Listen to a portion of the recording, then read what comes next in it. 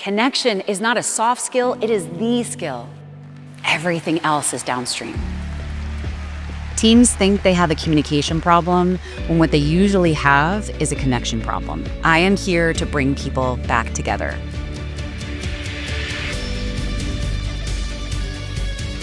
Human connection is not one thing. It's how we communicate, it's how we build trust, it's how we lead, how we show up for each other in the smallest moments. And human connection drives performance. Organizations, they don't lose their best people because of compensation. They lose them because somewhere along the way, someone stopped listening, stopped showing up, stopped making them feel as if they mattered. That's a connection problem, and it's fixable. Rachel Mahoney is a communication and leadership expert. The author of The Relatable Leader and also Relatable. Media personality. I'm Rachel Mahoney. I'm an expert in communication and human connection. I combine my master's in psychology and my law background and my experience running a startup to help bring people back together. And so I wanted to understand and I wanted to really gather what our team's looking for from our leaders. Because like many of you, I'm exposed to so much thought leadership around leadership. And so I had an idea.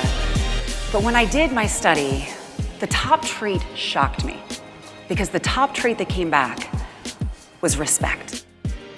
I thought that was a given. Respect is kind of like air. We don't even think about it unless it's not there. And then it's all you can think about. I've never met anyone who switched jobs when they felt seen, heard, and valued. Half of what you write is being misread. Most of what you are saying is being half heard. And the person across from you right now, they need just a little bit more of your attention. My company did a proprietary study where we found that 83% of people have felt unseen. 43% of people feel invisible at work. That's 1.5 billion people walking in and wondering if they even matter. When people feel invisible, they don't just underperform, they mentally check out.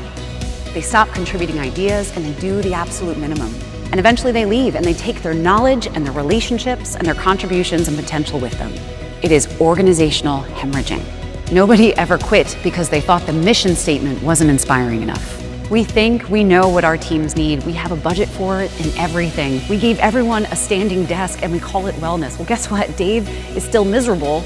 Dave is just now miserable on his feet. Connection is not inspiration, it is action. And the organizations that understand that, they don't just feel better, they perform better. That is the ROI of connection. People hear relatability and think it's a personality trait, something you either have or you don't, and that's not what my research shows. Relatability is a set of skills, and they can be taught, practiced, and measured.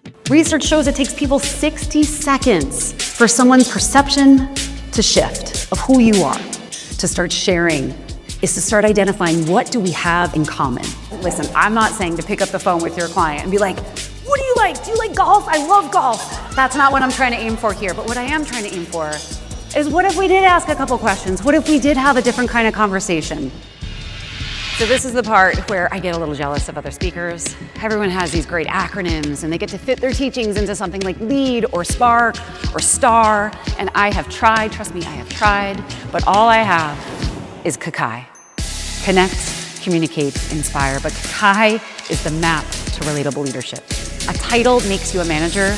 Curiosity about your team makes you a leader. And when we achieve belonging, people are less likely to quit and more productive. Your greatest power as a leader is not in control or knowing all the answers. It's in your willingness to be human. Relatability is not a technique. It is absolutely transformative. You will never remember the leader with that big fancy corner office. You're gonna remember the leader that made you feel seen and heard and that you mattered. There's a story that stayed with me for quite some time, and it was in Panama City Beach, Florida. A family from Georgia was there on break, and there's two children playing in the water while the rest of the family's on shore. And these boys, 8 and 11, end up caught in a riptide. And they get swept out, and they're screaming and they're crying.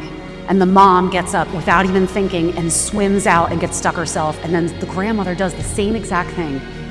Then the cousins do, until there are 9 members of this family stuck in a riptide, 100 yards out. And a police officer, a trained emergency professional, goes in and starts to swim out and turns back because he realizes this is too much for me.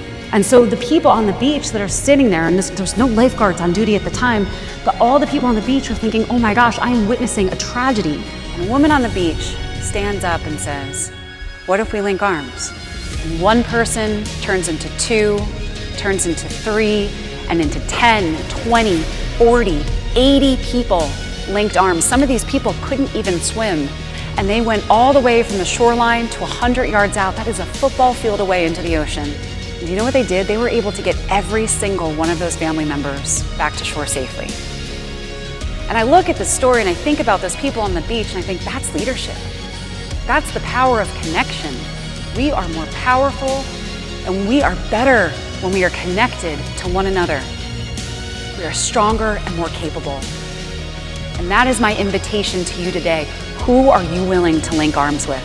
Because the future of leadership, the future of connection is not the loudest voice in the room, it's the person who's willing to reach out first.